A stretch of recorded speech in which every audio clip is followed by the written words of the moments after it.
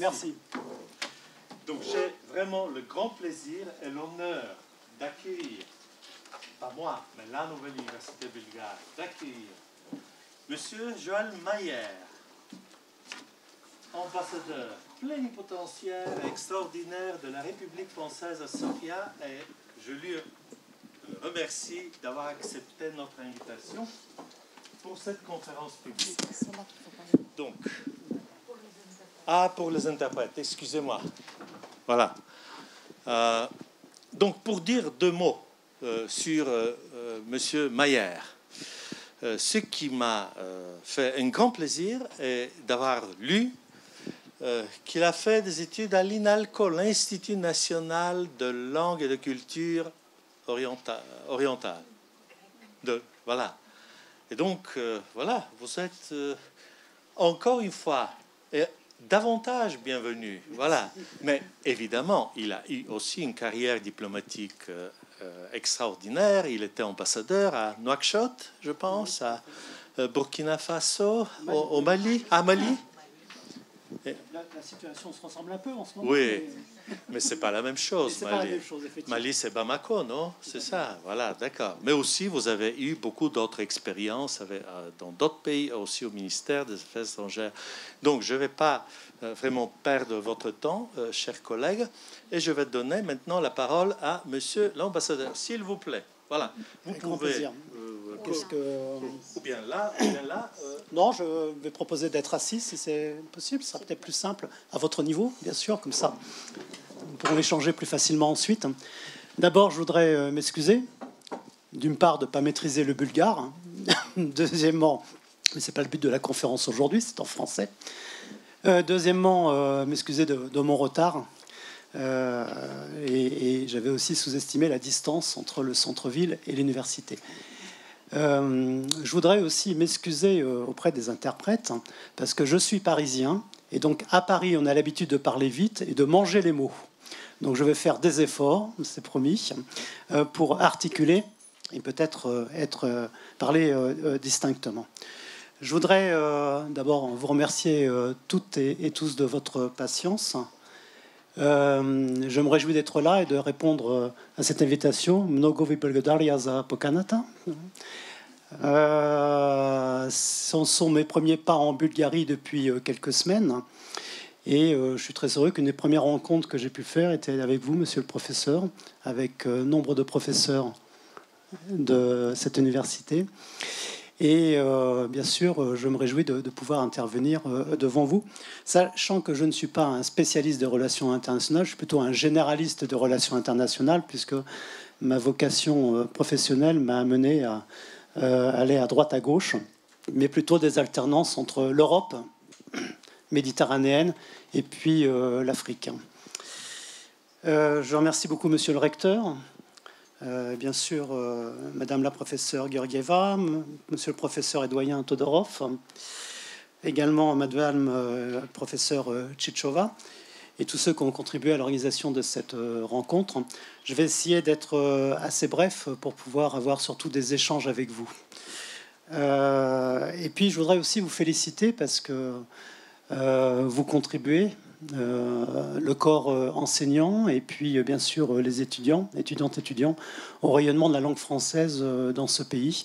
Je dis langue française, mais je dois dire de la culture francophone au sens large, puisque la langue française n'appartient pas seulement à la France, mais à tous ceux qui ont cette langue en partage comme langue nationale ou langue officielle ou langue de culture ou vernaculaire.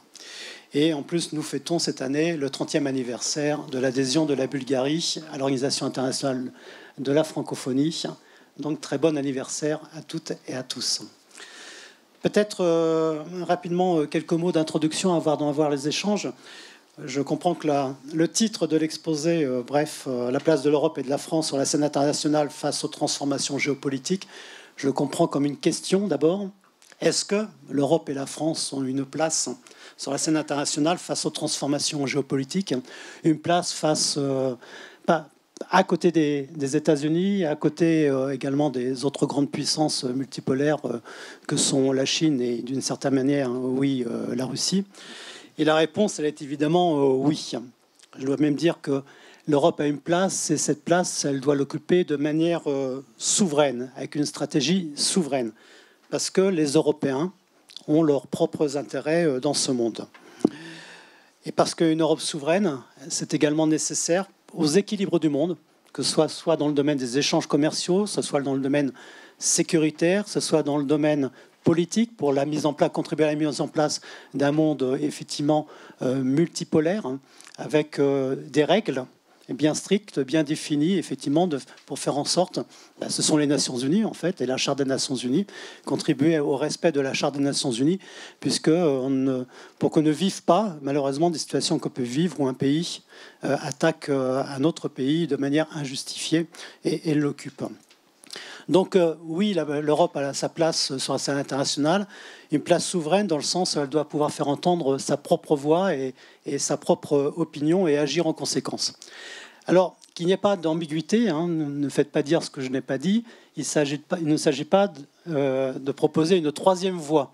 Ce n'est pas la recréation du mouvement des non-alignés. L'Union européenne, et la France en particulier, ne doivent pas être en équidistance entre les États-Unis et la Russie ou les États-Unis et la Chine. Nous sommes clairement, je dis nous aussi, Français et Bulgares, dans des alliances occidentales, que ce soit dans le domaine sécuritaire et politique. Je pense bien sûr à l'OTAN, à l'Union européenne bien sûr, mais à l'OTAN, alliance politique et sécuritaire, et dans des alliances commerciales libérales, plus occidentales, effectivement. Donc qu'il n'y ait pas de doute là-dessus. Simplement, nous pensons que nous, Français, et certainement Bulgares, et certainement la majeure partie des Européens, nous pensons que notre géographie, notre histoire commune avec le monde en général, mais surtout avec le monde qui nous est le plus proche sur le continent européen, eh bien nous pensons que ça nous donne une sorte de légitimité pour faire entendre notre voix. Nous pensons aussi, je dis français, mais je crois que c'est encore une fois un avis partagé au sein de l'UE, que l'Union européenne doit contribuer à créer de nouvelles opportunités de coopération avec le monde pour éviter l'affrontement des blocs et pour promouvoir un multilatéralisme efficace, c'est ce que je disais au départ. C'est le meilleur moyen d'éviter ce qu'on appelle maintenant la fragmentation des mondes. C'est-à-dire que faire en sorte que le monde multipolaire actuel, qui est une réalité, soit un monde pacifique, régi par des règles, mais qui ne se transforme pas en affrontement de blocs antagonistes. On parlait de deux blocs Est-Ouest, qu'il n'y a pas maintenant des blocs Chine contre Russie, ou avec Russie contre États-Unis, contre Inde, contre Europe. Alors, cette place sur la scène internationale, elle sera d'autant plus acceptée, et elle s'imposera d'autant plus naturellement que, d'une part, nous, Européens, nous soyons capables de faire preuve d'unité, ce qui devient de plus en plus une réalité, je le dirai tout à l'heure, et puis surtout que nous démontrions notre réelle capacité à agir pour surmonter, encore une fois ensemble, les défis qui se présentent. Et c'est sur cette capacité à réagir aux défis mondiaux que nous, Européens, nous serons jugés à la fois par nos rivaux, nos ennemis, mais également par nos amis. Et bien sûr, notre capacité à réagir, unis, fera que notre voix sera d'autant plus entendue et que nous pourrons peser d'autant plus sur les transformations géopolitiques. Pardon.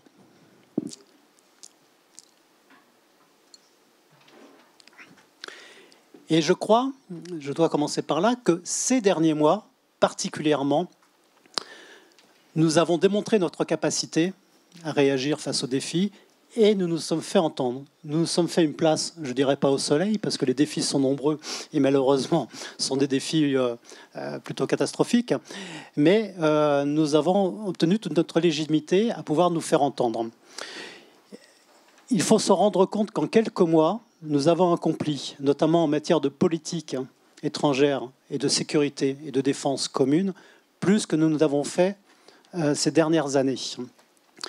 La construction européenne, elle s'est toujours faite d'une manière générale sur la base de crises qu'il fallait surmonter.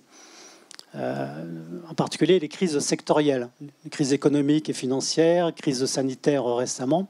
Mais j'allais dire, c'était peut-être très facile de résoudre ces crises. Il fallait de l'argent, il fallait des politiques sectorielles communes. Mais la politique étrangère, avoir une politique étrangère, construire une politique étrangère de sécurité commune et de sécurité commune, c'est quelque chose qui se met en place très très lentement.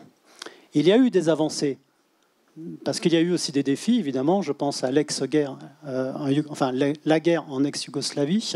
Je pense aux crises africaines aussi qui ont contribué à mettre en place une politique européenne étrangère commune. Mais on a toujours été assez réticents. La politique étrangère, ça reste un domaine régalien par excellence.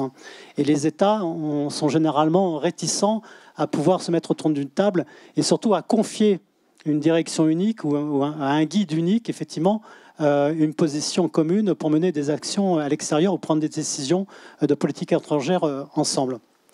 Je dis ça en étant français. Vous savez que la France a une merveilleuse idée en 1954, si je ne me trompe pas, c'était créer une communauté européenne de défense, parallèlement à l'OTAN. La France a proposé cette idée, l'a vendue à tous les Européens, et puis au dernier moment, ce sont les parlementaires français qui ont décidé de s'aborder cette belle idée. Donc c'est combien parler de politique étrangère et de sécurité commune, c'est quelque chose qui est difficilement acceptable par les parlements nationaux, mais aussi par les opinions publiques nationales. Or, malheureusement, il y a eu cette agression de la Russie de M. Poutine contre l'Ukraine, mais ça nous a obligés, en quelques mois, à faire plus qu'en quelques années en matière de politique étrangère commune et prendre des décisions en matière de sécurité qu'il aurait fallu des années à prendre auparavant. Ce sont des défis que nous avons emportés. D'abord, nous avons adopté des décisions qui étaient impensables parce qu'elles concernent les armements. Parler d'armement, il y a encore quelques mois, c'était un gros mot. Que l'Union européenne puisse faire la promotion des industries d'armement, c'était quelque chose qui était impensable. Surtout, vendre et donner en tant qu'Union européenne, je ne parle pas au titre de nationaux d'États membres, mais des armes létales, c'était quelque chose qui était impensable. Aujourd'hui, nous avons créé une facilité européenne de paix, mais en fait, c'est un grand fonds qui est fait pour acheter des armements en commun en profit de l'Ukraine. Il y a des pays, à titre national, qui, il y a encore quelques mois, n'auraient jamais pensé envoyer des armements lourds. Je pense à l'Allemagne, envoyer en dehors de la frontière des armements lourds. Je pense à l'Allemagne, de les donner à d'autres pays. Nous avons aussi remobilisé communément, sous l'impulsion de la Commission, notre industrie de défense européenne.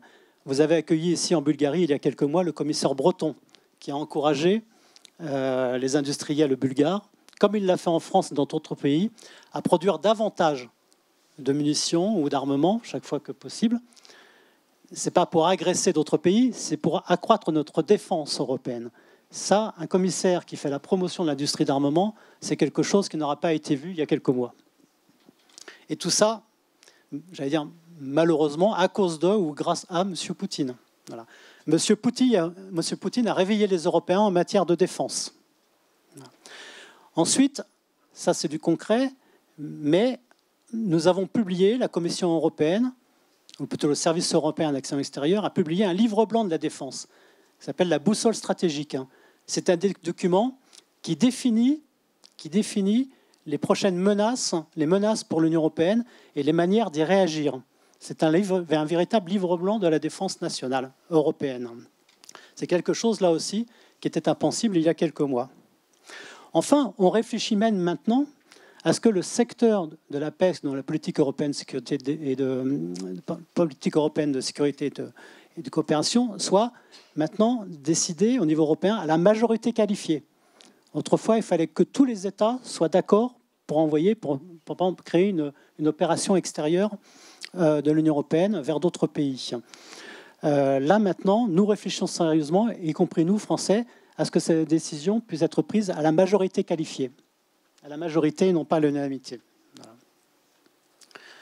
Et bien sûr, L'autre traduction du renforcement de notre politique commune en matière de relations extérieures et de défense, c'est l'affichage et le maintien d'une unité européenne, une seule voix, contrairement à ce que pensait M. Poutine, qui comptait sur la division des pays européens. Cette unité, elle s'est notamment exprimée à travers la mise en place d'un mécanisme de sanctions lourd, 9 paquets de sanctions qui ont été prises contre la Russie et des personnalités russes et des individus russes. 9 paquets de sanctions, 1500 personnalités russes concernées, 340 milliards d'avoirs gelés. Et même des pays qui avaient des réticences, pour différentes raisons, je ne vais pas les citer, peut-être des affinités idéologiques, des pays européens qui avaient des affinités idéologiques avec la Russie, finalement, ils ont voté ces sanctions. Presque 10 paquets de sanctions qui ont été votés à l'unanimité. Là aussi, c'est exceptionnel. Peut-être faire une petite parenthèse quand même, parce que c'est là l'occasion, sur la position de la France à l'égard de cette guerre en Ukraine. Nous sommes, comme les autorités bulgares d'ailleurs, nous avons totalement condamné cette agression.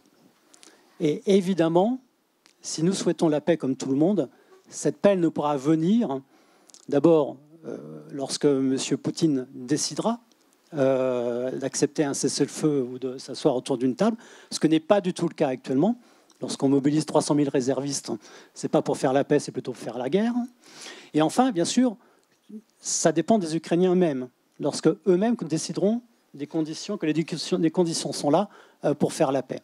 Donc nous souhaitons tous la paix. Mais ce n'est pas le moment pour l'instant. Parce que M. Poutine est là, il y a une agression et qu'ils font défendre le territoire ukrainien. Ceci dit, nous considérons qu'un jour, parce qu'on ne peut pas changer la géographie, parce que nous espérons vivement qu'à Moscou, un jour, il y aura aussi un régime démocratique, il faudrait bien reconsidérer les choses et s'asseoir autour d'une table pour poser les conditions non seulement d'une paix durable, évidemment, entre l'Ukraine et la Russie, encore une fois, selon les conditions que poseront les Ukrainiens, nous sommes bien d'accord, mais pour bâtir une architecture européenne de sécurité, voire une architecture mondiale de sécurité. On ne peut pas passer notre temps à être en confrontation directe, même pas en guerre froide, mais en guerre chaude avec la Russie.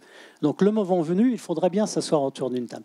C'est ce que dit le président de la République française, c'est pour l'instant, ce n'est pas le sujet, parce que c'est la guerre que veut M. Poutine, parce qu'on doit défendre, c'est la priorité, le territoire ukrainien. Il faut parer toute menace, il faut que l'Europe se prépare à toute éventuelle menace contre elle-même. Mais un jour, il faudra bien effectivement s'asseoir autour d'une table et il faudra commencer à réfléchir. Il faut commencer à réfléchir à ce jour-là.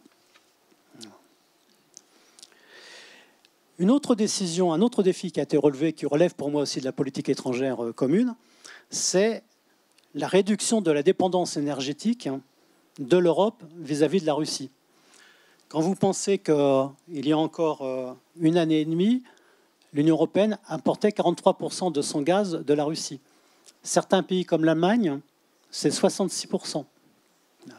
Aujourd'hui, non seulement cette dépendance a été réduite à moins de 10% collectivement, ce qui est un tour de force énorme. Vous ne pouvez pas l'imaginer. J'en veux pour témoin la Bulgarie.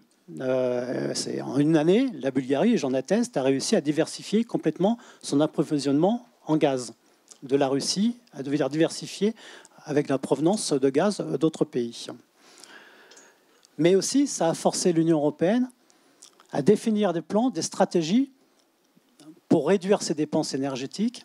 Et également, ça a accéléré la transition énergétique, mettre en place des plans qui nous obligent à nous passer des énergies fossiles, à les remplacer par des énergies renouvelables. Dans le renouvelable, et là ça fera plaisir à nos amis bulgares, peut-être pas à tout le monde, nous incluons, nous aussi, Français, nous incluons le nucléaire, bien sûr, civil. Sinon, on n'arrivera pas à la transition énergétique. Voilà. En conclusion, en une année, grâce à, ou à cause de M. Poutine, je dirais à cause, parce que c'est malheureusement un malheur, eh bien, l'Union européenne n'est plus un nain politique, ni un nain sécuritaire. Et du coup, elle a gagné sa place sur la scène internationale, et même elle a réussi, tour de force, à être attractive pour des pays qui sont traditionnellement dans l'orbite russe. Je pense aux pays d'Asie centrale. L'année dernière, c'est passé un peu inaperçu malheureusement, peut-être aussi pour ne pas provoquer Moscou, je ne sais pas. Mais en tout cas, il y a eu un conseil, un sommet européen qui s'est tenu au niveau de M. Charles Michel, président du Conseil européen, avec les chefs d'État des pays d'Asie centrale. C'est-à-dire dans l'orbite même, dans le premier cercle géographique de la Russie. Donc, nous comptons maintenant. Et maintenant, nous allons compter d'autant plus si nous allons réussir à surmonter d'autres défis qui se présentent imminemment, voire un peu plus loin dans l'avenir. Et dans la mesure aussi, nous allons réussir à définir nos relations avec d'autres régions du monde que la région européenne et à nous focaliser sur d'autres défis, sur d'autres crises que la seule crise européenne. Le premier défi, c'est qu'il faut maintenir aussi longtemps que nécessaire cet affichage et cette unité européenne que nous avons montrée envers la Russie. Ce n'est pas évident. Ce n'est pas évident parce que cette guerre, malheureusement, au jour J, actuellement, il semble qu'elle sera longue. Il va falloir préparer l'opinion européenne, qui n'est pas habituée à entrer dans une logique, une économie de guerre. Il va falloir aussi lutter contre les populismes qui menacent nos démocraties, en France ou ailleurs, et qui inévitablement s'appuient sur ce conflit pour en faire leur fonds de commerce. Il va falloir aussi limiter les conséquences sociales et économiques de la guerre, ce qui veut dire poursuivre les réformes du marché de l'énergie et faire en sorte que, notamment pour l'électricité, eh bien, ce soit les consommateurs. Il y a un petit problème technique.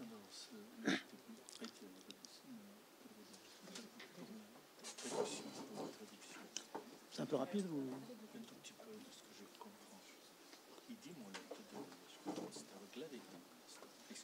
Non, non, je vous en prie.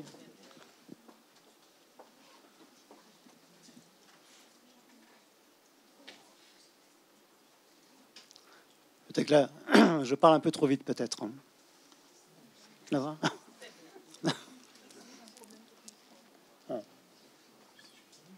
Vous me dites quand... J'attends ce qu'il me fasse signe ou... Ah, d'accord. Vous me dites quand je peux... Non, non, je vous en prie. Je peux continuer, voilà. Je disais donc que pour pouvoir, le défi qui va être de pouvoir continuer à soutenir l'Ukraine, il va falloir nous préparer aussi nos opinions publiques à ce soutien qui risque de s'inscrire dans la durée. C'est lutter contre les populismes qui se nourrissent de cette guerre et des risques de conséquences sur les opinions européennes, sur les populations européennes. C'est limiter donc les conséquences économiques et sociales, notamment en termes d'énergie, faire en sorte que l'électricité restera à un prix très abordable pour les populations, pour nos populations européennes, ce qui veut dire réformer le marché de l'électricité, ce qui est en cours de discussion à l'Union européenne. Il faut à la fois sécuriser les approvisionnements en énergie, produire de l'électricité et vendre à un coût qui soit supportable pour les opinions. Sinon, à juste titre, on mettra ça sur le dos de la crise ukrainienne.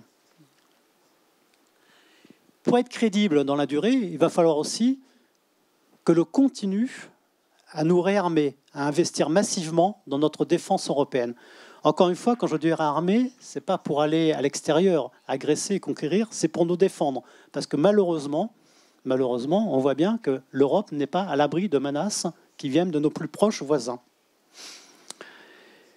Ensuite, il faudra aussi se poser une question très importante, c'est en matière de défense européenne, et parallèlement, encore une fois aussi, évidemment, à l'alliance que nous avons avec l'OTAN, c'est qu'est-ce que nous faisons, Européens, collectivement, de la doctrine de dissuasion nucléaire.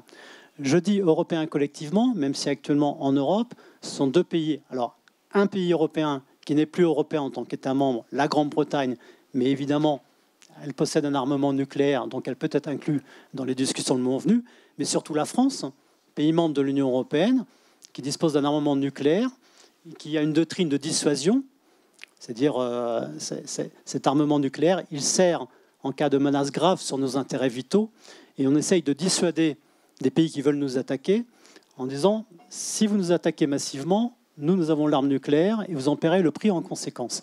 C'est pas une arme de guerre, c'est une arme pour éviter la guerre, justement, l'arme nucléaire. Mais jusqu'à présent, en France, la discussion elle était très hexagonale. Nos intérêts vitaux, c'était les intérêts vitaux de la France. Maintenant, nous sommes prêts à engager une discussion avec les partenaires européens qui le souhaitent pour savoir si, dans la conception, dans le concept d'intérêts vitaux, on ne doit pas inclure également les pays européens, pour ceux qui le souhaitent. Il va falloir aussi investir dans quelque chose qui est nouveau pour nous, c'est la cybersécurité. Nos amis américains, nos amis chinois ont des longueurs d'avance. Les Européens ont encore du retard. Il va falloir que nous investissions massivement. Enfin, là aussi, il va falloir aussi se lancer dans une autre guerre, c'est la guerre informationnelle, ou plutôt contre-informationnelle. Il faut lutter contre la désinformation et s'en donner les moyens. Ce n'est pas simplement doter de plus d'argent les services de renseignement, c'est simplement mettre en place une véritable arsenal pour lutter contre la désinformation ouverte, la désinformation publique, que ce soit les réseaux sociaux, ou que ce soit de manière plus insidieuse les journaux, ou alors simplement les politiques nationales qui peuvent être influencées par des États extérieurs. Ensuite, c'est ce que je disais tout à l'heure, c'est que le moment venu, le grand challenge pour l'Union européenne, ça sera de faire ce qu'on appelle en mauvais français le reset de nos relations avec la Russie. Parce que nous espérons que la Russie, encore une fois, ne sera pas toujours un État autocratique. On pouvait espérer pendant un temps que M. Poutine pouvait être amendé, pouvait s'amender. Malheureusement, depuis qu'il est formellement accusé par la Cour pénale internationale de crimes de guerre, ça va être difficile de discuter avec lui. Donc, le moment venu, lorsque les Ukrainiens le voudront, lorsqu'il y aura une paix, lorsqu'il y a un régime qu'il voudra à Moscou, un régime démocratique, en tout cas qui ne sera pas un régime autocratique, il faudra repenser notre relation. Et au-delà de relancer notre relation bilatérale entre Union européenne et Russie, c'est bâtir ensemble une nouvelle architecture de sécurité, comme ça avait été fait dans les années 90, où sous l'égide de l'Organisation pour la sécurité et la coopération en Europe, avait été signée ce qu'on appelait la Charte de Paris. C'était, si je ne m'abuse, M. Reagan et M. Gorbatchev qui étaient présents. Et il y avait tous les États membres de l'OSCE. Et en 1990, on a entendu sur une architecture européenne de sécurité qui était à la fois de ne pas agresser les autres, mais de coopérer également, dans le but d'une paix durable sur le continent européen. Ensuite, il y a d'autres défis qui vont se présenter à nous et qu'il faudra quand même assez vite surmonter, en tout cas sur lesquels il va falloir se pencher, pour ne pas créer de frustration. Nous avons fait des promesses à l'égard d'un certain nombre de pays du continent européen, concernant leur perspective d'adhésion à l'Union européenne. Si on ne tient pas nos promesses, eh bien, d'autres pays extérieurs, la Russie par exemple, vont en profiter pour faire de ces pays-là des chevaux de Troie, en tout cas pour fragiliser au sein même de l'Union européenne, au cœur même du continent européen, les régimes démocratiques. Je pense aux Balkans de l'Ouest.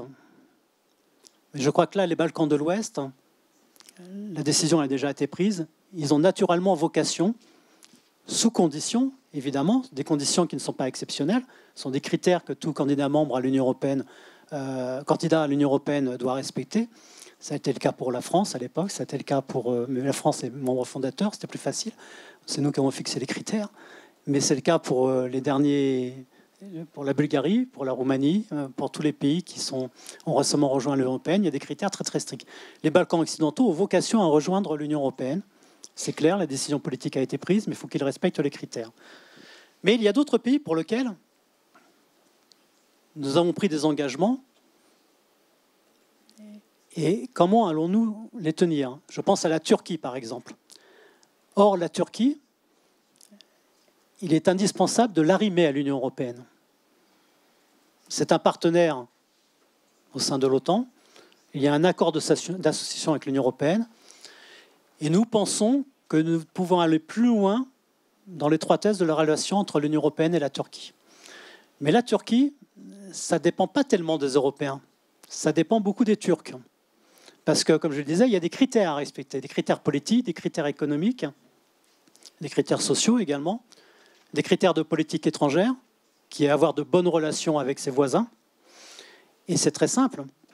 La Turquie, elle remplit ces critères et elle entre dans l'Union européenne. Elle ne remplit pas encore ces critères. Eh bien, dans ce cas, elle devra attendre encore. Ensuite, il faudra se poser la question, enfin, les Turcs doivent se poser la question, et surtout le gouvernement turc actuel, de M. Erdogan, s'il est réélu, devra se poser la question s'il souhaite encore entrer dans l'Union européenne. Mais de toute façon, avec la Turquie, alors qu'il y a une opinion en Turquie qui, je crois, est largement majoritaire en faveur d'un rapprochement avec l'Union européenne, si ce n'est pas l'adhésion, il faudra proposer autre chose. Parce que notre vocation, ne serait-ce que par la géographie, la Bulgarie c'est bien, c'est d'avoir des relations étroites avec la Turquie. Et en plus, nous avons des défis communs, les questions migratoires par exemple, les questions énergétiques. Et puis il y a un pays pour lequel il va falloir aussi se pencher sur son avenir européen. C'est l'Ukraine, tout simplement. Une décision de principe, je dis bien de principe, a été prise pour une perspective européenne de l'Ukraine, une perspective communautaire de l'Ukraine. Là aussi, l'Ukraine doit passer à travers le crible d'un certain nombre de critères. Mais évidemment, en arrière-plan, il y a des critères, un contexte politique qui va rester là, puisque la géographie est toujours là. L'Ukraine sera toujours voisine de la Russie. Donc c'est des paramètres qu'il faudra prendre en compte, que les Ukrainiens devront prendre en compte. Là, nous souhaitons que l'Ukraine soit le moment venu dans l'Union européenne. Mais comment y parvenir? C'est une question qu'on ne pourra pas éluder. Non. Alors, côté français et côté européen, maintenant, on a une réponse, non pas pour se substituer à l'adhésion, ce n'est pas un substitut, c'est un processus qui permet d'attendre l'adhésion le moment venu. C'est la proposition qui a été faite de communauté politique européenne. C'est-à-dire de tirer le constat que tous les pays qui sont sur le continent européen, bien, nous appartenons à la même famille, nous avons le même intérêt à partager, à échanger, à avoir de la mobilité entre les populations, entre les chercheurs, les universitaires, les étudiants, etc., les opérateurs économiques. Nous avons des intérêts commerciaux en commun. Et donc, nous devons nous associer dans un grand réseau qui serait une sorte de communauté politique européenne qui comprendrait des États membres, déjà de l'Union européenne, et des États qui sont candidats, voire des États qui ne sont pas encore candidats. La géographie, c'est l'ensemble du continent européen, sans la Russie pour l'instant, ni l'Asie centrale, pour faire simple. Mais il y a la Turquie, il y a aussi la Grande-Bretagne. Donc je ne dis pas encore une fois que c'est un substitut à l'adhésion à l'Union européenne, mais c'est une offre qui peut être soit alternative si les pays ne souhaitent pas le moment venu adhérer à l'Union européenne, soit dans l'attente d'une adhésion à l'Union européenne. C'est une offre qu'il va falloir développer, qu'il va falloir encourager, travailler pour permettre justement à ces pays qui ne sont pas dans l'Union européenne quand même de participer à la famille européenne et puis donc en avoir aussi les retombées positives, les dividendes positifs, notamment en matière économique. Évidemment, autre défi pour l'Union européenne, c'est quelle relation avec les États-Unis nous voulons et avec l'OTAN. Les choses sont claires actuellement en termes de sécurité. Quand je parle de défense européenne autonome, stratégique, c'est bien sûr en complémentarité avec l'OTAN, puisque la plupart des pays membres de l'Union européenne sont aussi membres de l'Alliance atlantique. Et là, d'ailleurs, c'était une grande erreur de M. Poutine, c'est qu'il a fait que des pays qui étaient neutres ou qui étaient réticents à une adhésion vis-à-vis de l'OTAN parce que justement ils ne voulaient pas provoquer la Russie, je pense notamment à la Finlande, ont frappé à la porte de l'Alliance atlantique. Mais en dehors de la question de la complémentarité, ça c'est clair, avec l'OTAN, quelle relation nous voulons avec les États-Unis? Nous sommes alliés, mais nous voulons une relation équitable, de partenaire à partenaire.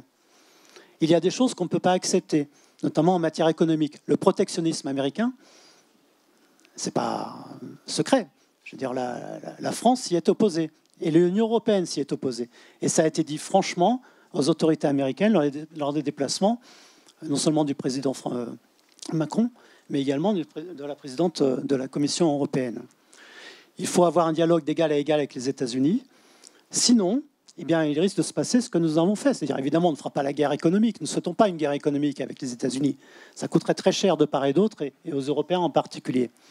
Mais simplement, nous pouvons prendre, nous aussi, des mesures, je ne dirais pas de rétorsion, mais des mesures de compensation ou des mesures d'égalité qui consistent aussi à mettre en place des mesures un peu protectionnistes, protégeant les industries européennes. Maintenant, autre défi, c'est bien sûr que faire avec la Chine. Je parlais d'un monde multipolaire. Je disais que, évidemment, l'Europe a une plus-value qui est de pouvoir parler avec tout le monde lorsque les lignes rouges ne sont pas franchies, bien sûr. Qu'est-ce qu'il faut faire avec la Chine? Je le dis, sachant que le président de la République française est allé en Chine, est revenu de Chine il y a 2 jours. Je crois que la position commune, d'ailleurs le président Macron était avec la présidente de la Commission européenne en Chine, il est que, tout en fixant des lignes rouges, il faut que la Chine soit associée, continue à être associée à l'équilibre mondial. Il faut que l'Europe et la Chine continuent de dialoguer, continuent de commercer. Ça ne peut avoir que des retombées positives en Chine, ne serait-ce que pour éviter que la Chine ne bascule de l'autre côté. Monsieur le président Xi est allé en Russie quelques jours auparavant la visite de monsieur Macron en Chine.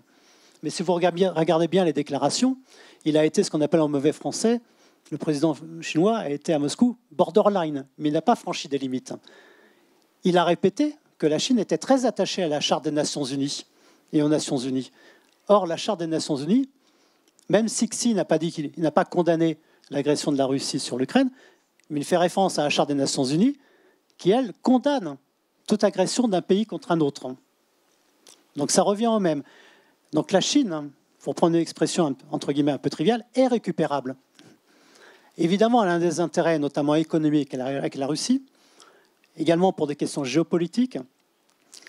Mais la Chine, pour l'instant, fait partie de ces puissances d'équilibre qui peuvent jouer un rôle positif, le moment venu, pour aider à la réconciliation, d'une part, entre la Russie et l'Ukraine, parce que la Chine peut avoir une influence réelle sur la Russie, et deuxièmement, pour continuer à jouer un rôle de puissance d'équilibre dans le monde, et être un partenaire au sein des Nations Unies, et être un garant de la sécurité internationale.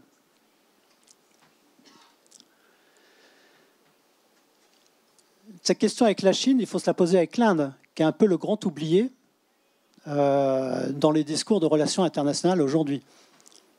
Premier pays actuellement en termes de population dans le monde, une force d'intelligence extraordinaire. Quelle relation va avoir l'Union européenne avec l'Inde en dehors de relations purement commerciales? Là aussi, l'Inde a un rôle important à jouer et se posera la question aussi de sa place au sein du Conseil de sécurité le moment venu, comme membre permanent, je pense. Mais là aussi, l'Inde est une puissance d'équilibre. Il faut discuter, dialoguer, échanger avec l'Inde, alors que l'Inde est soumise à beaucoup de pression et beaucoup d'influence extérieure de la part de la Russie. Enfin, il faudra évidemment que l'on pense à développer davantage notre relation avec notre voisinage immédiat, c'est-à-dire les pays de la rive sud de la Méditerranée, le Maghreb, le Moyen-Orient. Parce que d'une part, il y a eu un tel brassage de population, que je parle pour la France, évidemment, tout ce qui se passe au Maghreb intéresse l'opinion française, tout ce qui se passe en France de même, parce qu'il y a des grands enjeux qui ne sont pas simplement économiques, mais des enjeux migratoires aussi, évidemment. Quelles relations nous voulons avoir avec les pays du Maghreb, avec les pays du Moyen-Orient d'une manière générale? Enfin, l'Union européenne va devoir peser davantage sur les grandes crises qui pèsent dans ce monde, pour qu'on ne soit pas accusé de faire d'un poids, deux mesures, une politique de un poids, deux mesures. Deux mesures, un poids, non, un point, deux mesures. Double standard, voilà, c'est ce que je dis. C'est-à-dire, je pense au conflit palestinien, par exemple, qui n'a que trop duré. Si l'Union européenne veut être crédible lorsqu'elle défend les Ukrainiens, elle doit aussi intervenir pour défendre les Palestiniens. Et de même, pouvoir assurer à Israël une sécurité, le droit de vivre en toute sécurité dans son pays. Enfin, dernièrement, l'Afrique. Quelle relation veut-on avec l'Afrique? La France est particulièrement concernée, mais pas que la France. L'Italie, l'Espagne, et puis tous les pays d'Europe qui ont bien compris qu'en Afrique se jouaient les défis de demain. Les défis démocratiques, les défis économiques, les défis sécuritaires, bien sûr. Et d'ailleurs, je dois dire, pourquoi est-ce que la Bulgarie a envoyé des personnels militaires dans les missions européennes au Mali? Pourquoi est-ce que les Estoniens ont envoyé des soldats lorsqu'il y avait encore à l'époque au Mali la force Barkhane? C'est parce que ces pays européens qui ne sont pas a priori concernés, ils ont bien compris effectivement que la sécurité de l'Europe, elle dépendait aussi de la sécurité des pays sahéliens. Donc que ce soit les défis politiques que connaît l'Afrique, les défis climatiques, les défis sécuritaires, le terrorisme, les influences extérieures, la Russie qui en fait un nouveau lieu de bataille contre les Occidentaux, les défis démographiques, les défis économiques. Je crois qu'il va falloir que, très sérieusement, Africains et Européens s'assoient autour de même table pour discuter ensemble de leur avenir commun. Je dis bien de leur avenir commun, parce qu'on ne changera pas la géographie, encore une fois. Nous avons la chance en Afrique d'avoir des organisations régionales qui sont parfois décriées, mais qui sont très puissantes. L'Union africaine, l'Organisation de la communauté des États ouest africains, l'équivalent en Afrique du Sud, sur l'hémisphère sud de l'Afrique. Ce sont des organisations qu'on connaît mal, mais qui ont un rôle important à jouer, qui ont des mécanismes très importants. Je pense notamment sur la consolidation de la démocratie. Ça passe inaperçu quelquefois, mais ces organisations régionales, elles condamnent les coups d'État en Afrique. Elles condamnent les putschistes. Elles prennent des mesures pour suspendre les putschistes des organisations internationales. Elle impose un embargo commercial, économique, jusqu'à ce que la démocratie revienne. Il faut travailler avec ces organisations régionales. Non seulement, effectivement, pour pouvoir contribuer au rétablissement de la démocratie en Afrique, dans certains pays africains qui ont malheureusement basculé dans un régime autoritaire, mais également sur le plan économique. Ce sont des organisations régionales qui ont un poids économique. La CEDEAO va certainement introduire bientôt la monnaie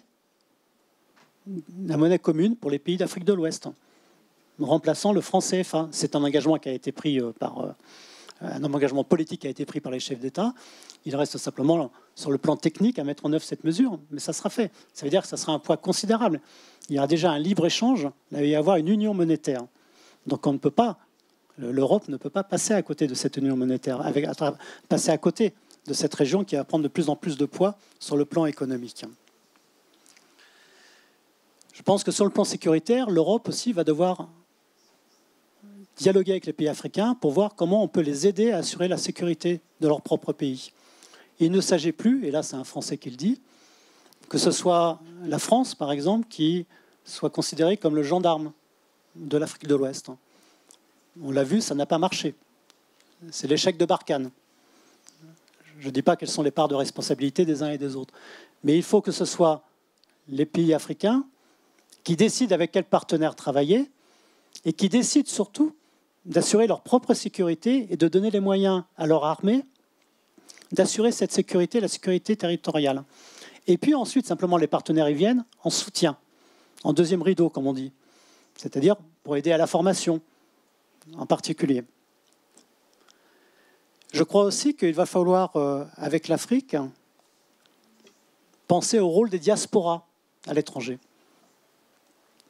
Les diasporas, c'est un formidable réservoir de compétences, d'intelligence, qui peuvent apporter beaucoup, évidemment, à leur pays d'origine ou d'origine de leurs parents.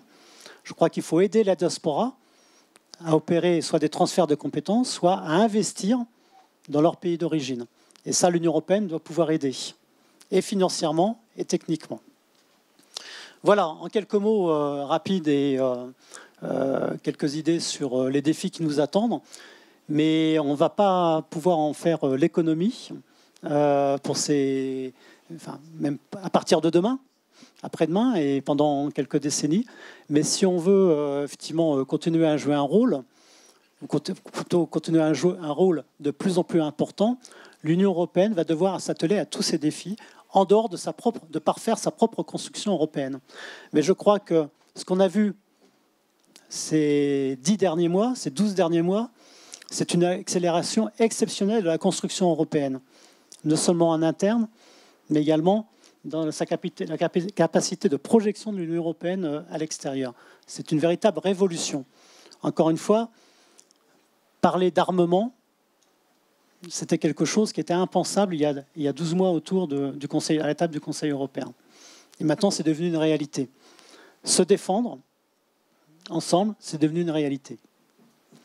Voilà, je vous remercie et je suis ouvert à des questions si vous le voulez.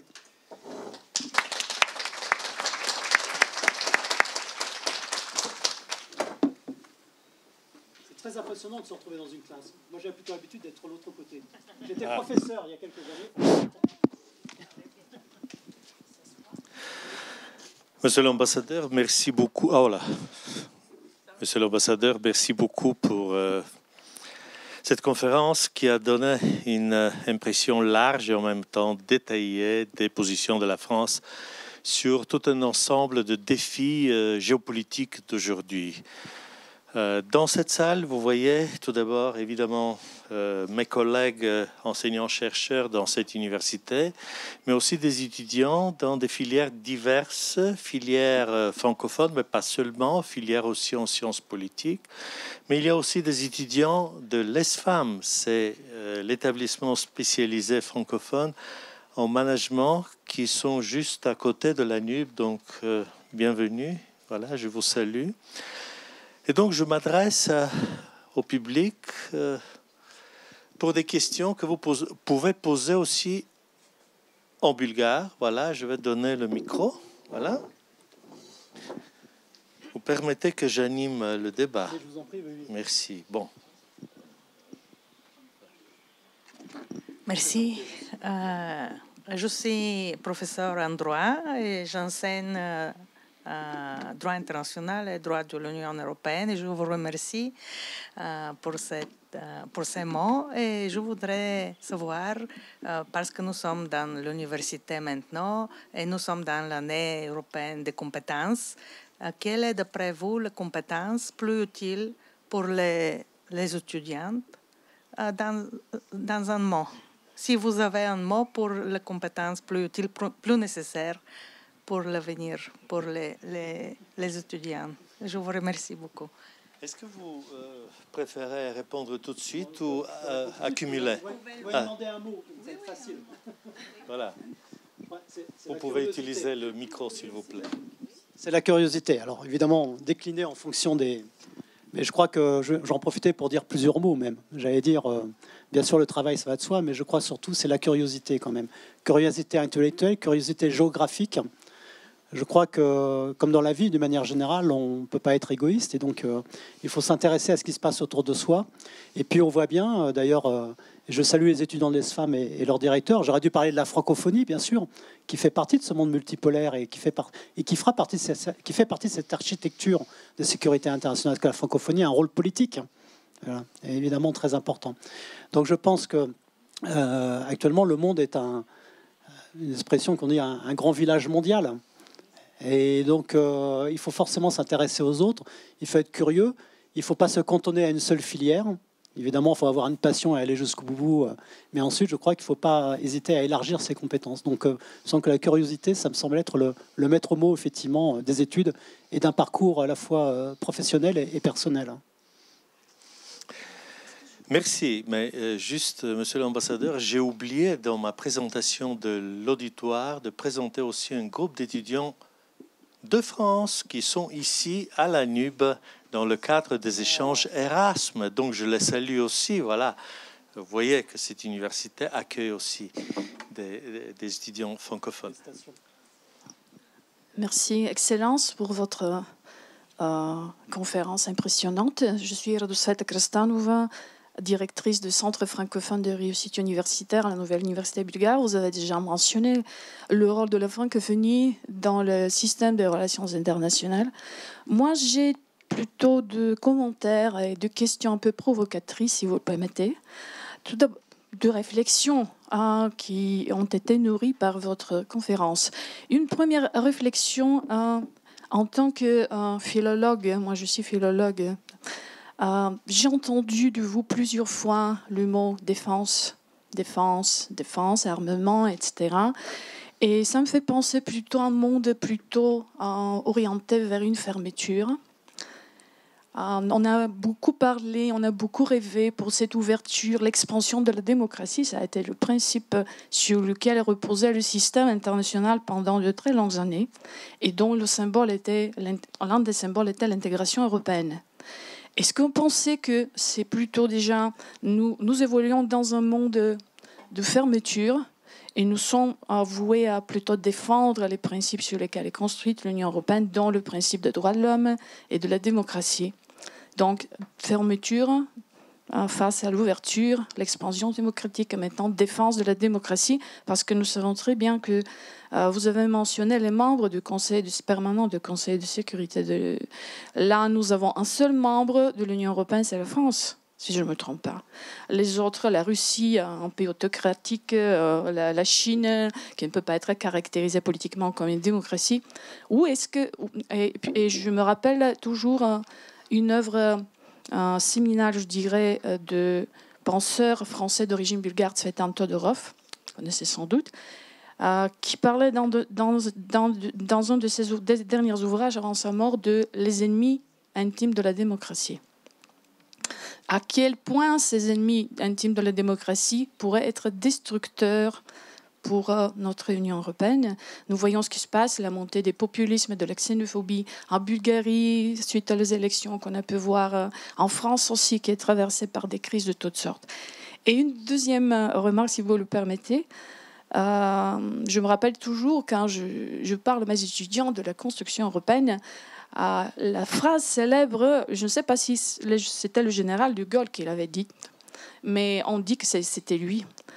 Il s'imaginait une Europe unie qui s'étalerait de l'Atlantique à l'Oural.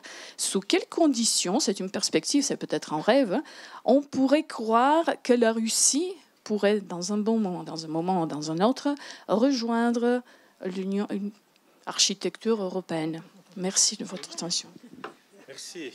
C'était un ensemble de questions, je pense. Non ? Je crois que vous auriez pu faire l'exposé à ma place parce que là, c'est très riche, c'est bouillonnement d'idées. Et puis, surtout, ce sont de véritables défis et il n'y a pas de réponse définitive. Mais c'est vrai que, et vous avez raison de le souligner, la défense des droits de l'homme, qui sont notre ADN, quand même, de l'Union européenne, il faut le reconnaître. C'est pas simplement les défendre dans les pays ailleurs, voisins, mais ça doit commencer au sein même de l'Union européenne.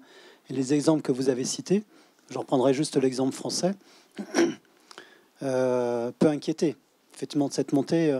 Pas simplement parce qu'il y a quand même qu'en France, les autorités et une large partie de l'opinion sont hostiles à cette discrimination, sont hostiles aux gestes xénophobes, sont hostiles aux inégalités. Mais, j'allais dire, il y a des populismes qui, évidemment, cultivent la théorie du bouc émissaire. Donc c'est facile. Donc il faut être toujours vigilant, bien sûr. Il faut être toujours vigilant. Je n'ai pas de réponse définitive, mais vous avez la gentillesse, sur la question des droits de l'homme, de ne pas poser la question de savoir si, lorsque le président Macron est allé en Chine, il avait des dilemmes dans sa tête. Donc je ne peux pas répondre à sa place. Mais oui, évidemment. Après, il y a des degrés d'urgence. Après, il y a les discours qui sont publics et des discours qu'on peut tenir en toute franchise. Alors, je sais que ça peut faire sourire parce que lorsqu'on dit les deux chefs d'État ont parlé des droits de l'homme, on ne sait pas trop comment et quelle était la réaction de l'autre. Mais le fait d'en parler quand même, le fait d'évoquer aussi des cas très particuliers, par exemple, la question des Ouïghours, qui est un vrai sujet. C'est un vrai sujet, c'est pas une parole banale, c'est une vraie question. La question de Taïwan, ça fait partie des droits de l'homme, c'est-à-dire que c'est pas simplement une question de sécurité, même si nous reconnaissons, comme l'Union européenne en général, qu'il n'y a qu'une seule Chine. Est-ce qu'on peut réunir son pays par la force ? Ça explique beaucoup aussi pourquoi la Chine a pris cette position vis-à-vis de la Russie. Il y a aussi c'est pas simplement parce que la Chine est par nature du côté des dictateurs.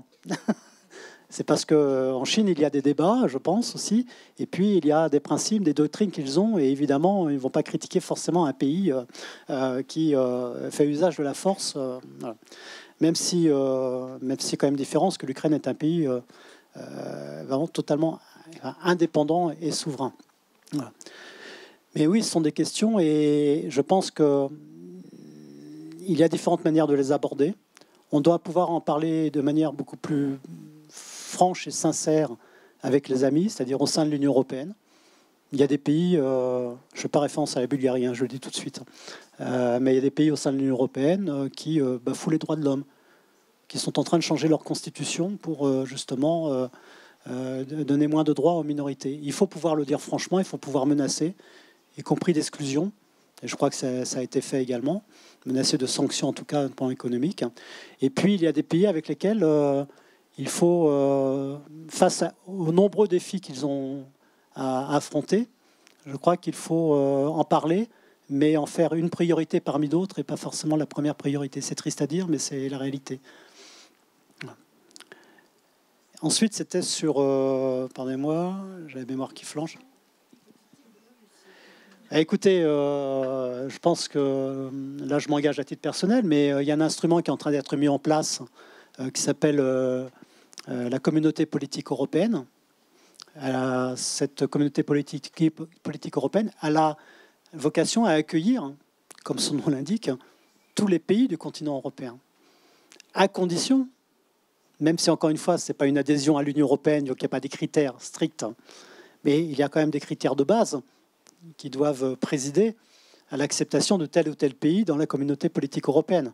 Le premier de ces critères, c'est de respecter ses voisins, ses pays voisins. Donc la Russie, malheureusement, voilà, c'est d'avoir des critères de démocratie quand même. Malheureusement, la Russie n'en fait pas partie. Mais je ne veux pas être fataliste. On ne sait pas comment ça peut évoluer. On peut très bien imaginer encore le pire en Russie en termes de gouvernance. On peut très bien imaginer aussi que peut-être, à un moment, il y aura une opinion qui sera suffisamment forte, majoritairement, et je pense que c'est le cas, simplement qu'il pourra s'exprimer suffisamment, osera s'exprimer, et que le moment venu, la Russie aura un régime, j'allais dire, démocratique, en tout cas, un régime qui sera suffisamment démocratique pour pouvoir être accepté dans une grande famille européenne, selon des conditions à redéfinir. Voilà. Mais voilà, je vais être optimiste pour l'avenir, mais c'est un avenir qui peut être dans 6 mois, dans 1 an ou X années. Je ne sais pas, je connais mal la Russie, je ne sais pas s'il y a une fatalité, une malédiction sur la Russie. Je pense qu'il y a eu beaucoup d'espoir. J'évoquais, juste pour terminer, effectivement cette charte de Paris qui avait été signée en 1990 avec tous les pays membres de l'OSCE. Il y avait Gorbatchev, il y avait Reagan, si je ne me trompe pas. Il y avait François Mitterrand, ça se tenait à Paris. Ça a donné beaucoup d'espoir. On pensait que la Russie était non seulement devenue démocratique, mais eh bien, voulait être dans le concert des nations et faire partie de ce processus de coopération et de paix en Europe. Peut-être c'était les dirigeants de l'époque russe étaient, je pense, sincères. Après, on a vu l'évolution. Donc, en même temps, on a eu cet espoir, cet enthousiasme. Donc, rien n'est impossible en relations internationales. On dit toujours que le pire peut toujours survenir, mais le mieux aussi. On ne le voit pas forcément, mais le mieux aussi. On peut espérer une évolution plutôt positive.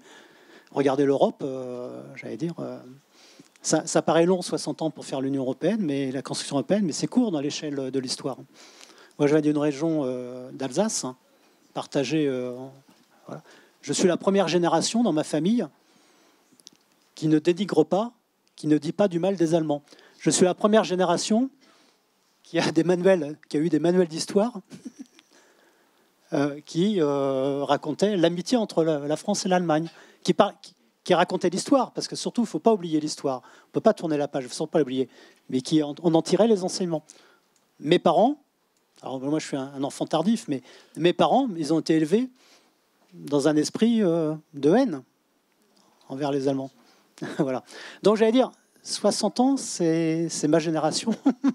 Enfin, c'est presque 2 générations même. J'allais dire, c'est court en même temps. Voilà. Donc il s'est passé tellement de choses que rien n'est impossible pour, voilà, que en Europe, mais ailleurs, évidemment, les pays aillent dans le bon sens pour voilà, ce qui est des valeurs universelles, aller vers plus de démocratie, plus de participation des populations, de la sécurité et puis du bon voisinage avec les pays voisins, quoi.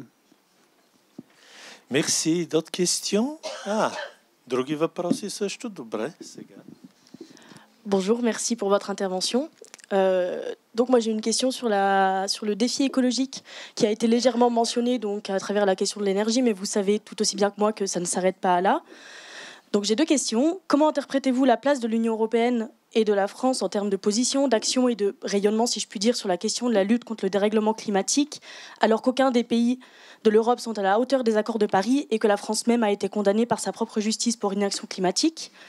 Et ma deuxième question, je me permets de la poser considérant le rapport de responsabilité de l'Europe et de la France envers l'Afrique sur ce même plan environnemental, tel que vous l'avez mentionné. Comment vous positionnez-vous vis-à-vis du projet ICOP mené par Total Energy actuellement en Ouganda et en Tanzanie, qui est une véritable bombe climatique qui affecte les populations locales et dont les autorités répriment les personnes qui tentent de s'y opposer en faisant fi des droits humains? Merci. Vous êtes française, vous, c'est ça? Voilà. Oui, ça se voit. Voilà. Ça, félicitations à l'enseignement français. L'esprit critique. Voilà. Non, sur l'écologie, je ne suis pas d'accord. C'est un long processus. Mais oui, la France a été condamnée pour, dans certains domaines, inaction. En même temps, vous voyez ce qui se passe là ces derniers mois. Je veux dire, on a rouvert des centrales à charbon. Pas par plaisir, mais par nécessité. Et parallèlement, on a accéléré l'innovation en matière de transition énergétique. La France le soutient.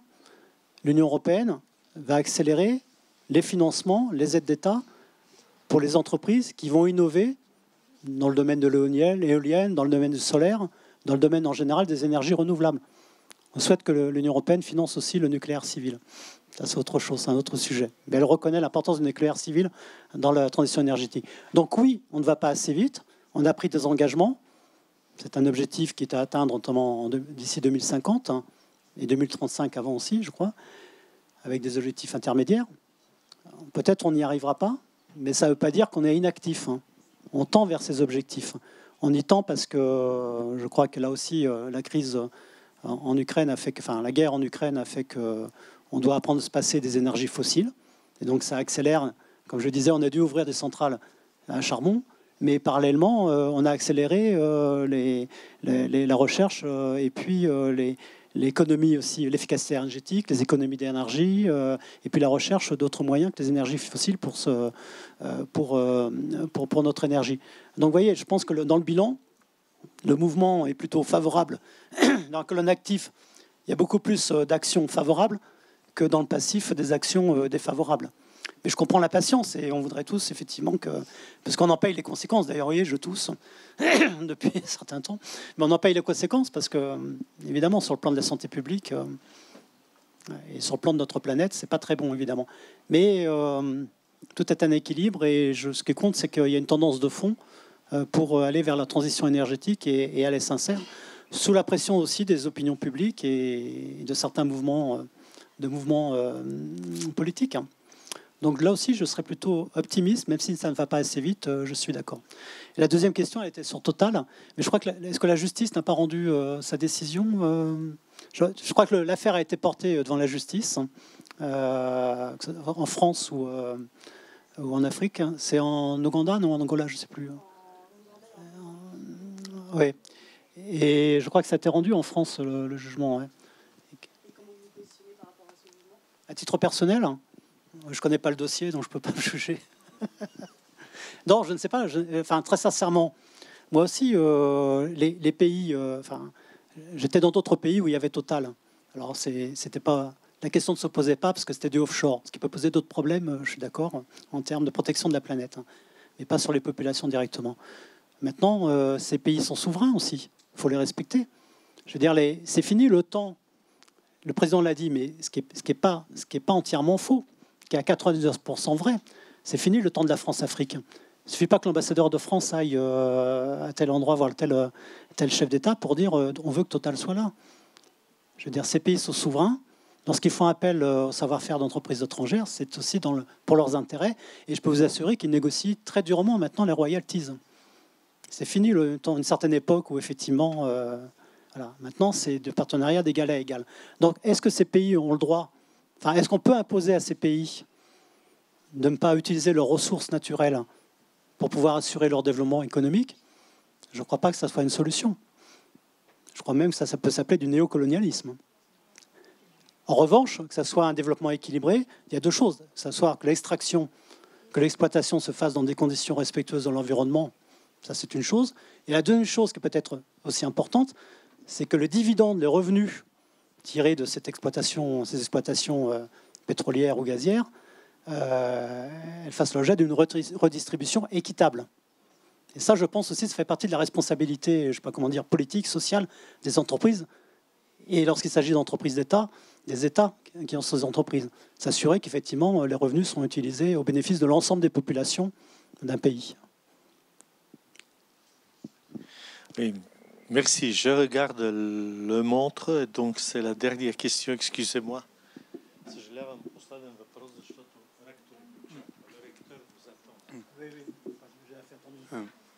Bonjour, je voulais vous demander comment la France se positionne dans les débats sur l'immigration, car la France et aussi l'Allemagne font beaucoup, alors que d'autres pays comme la Hongrie s'y opposent.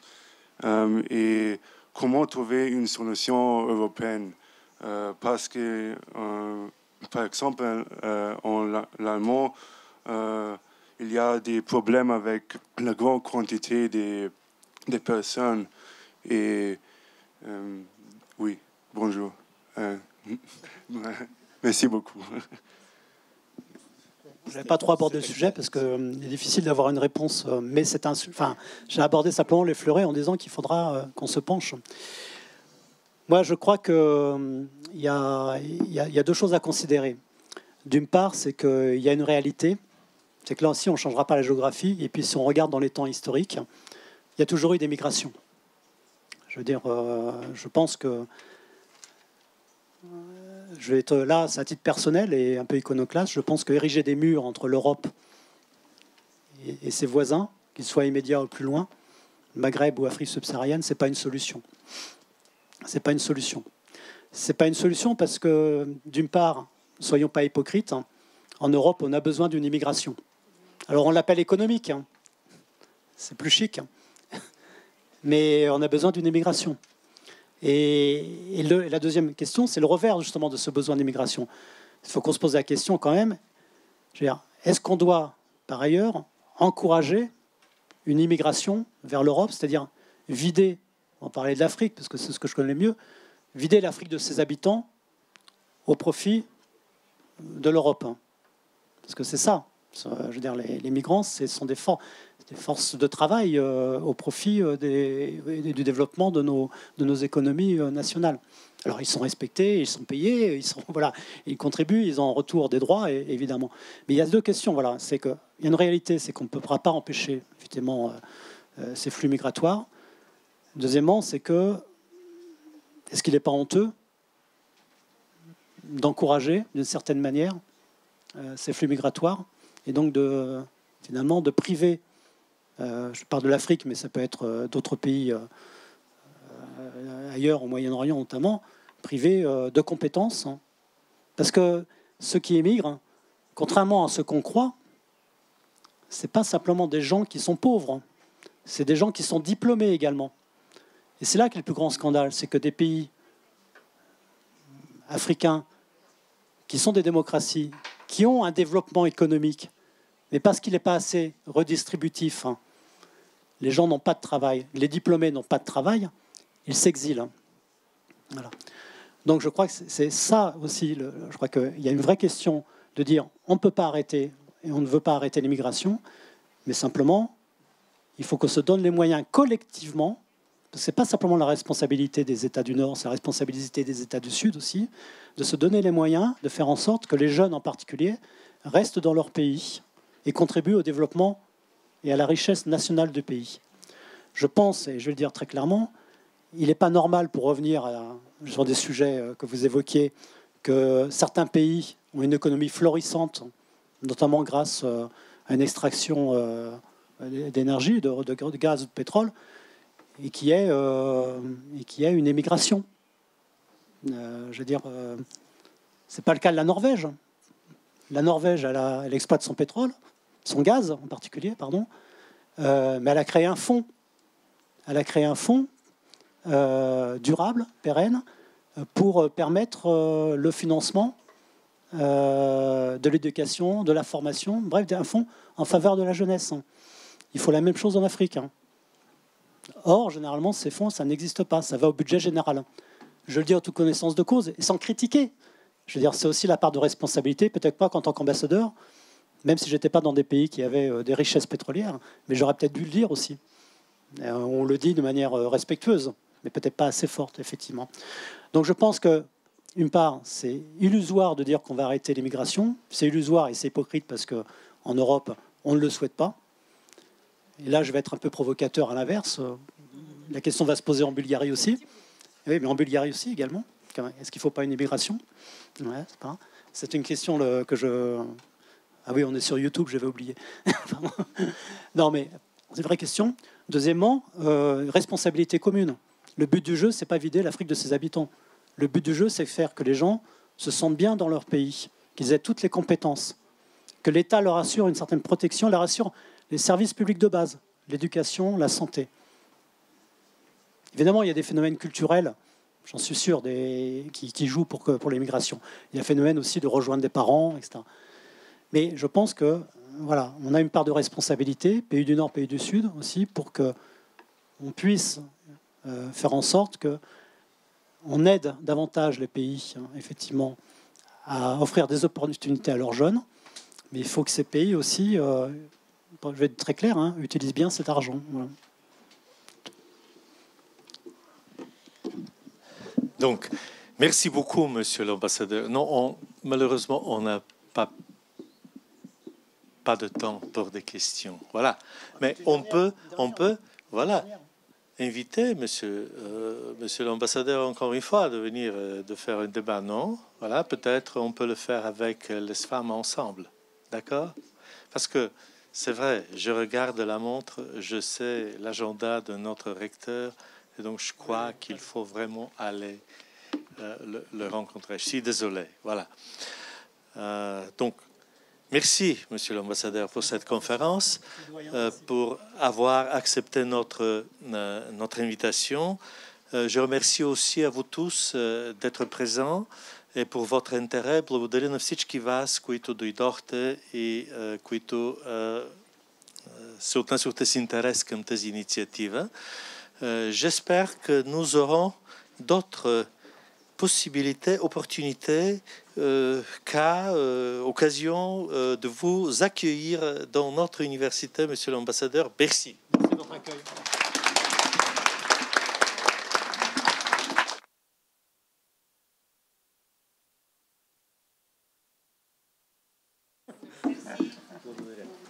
À bientôt.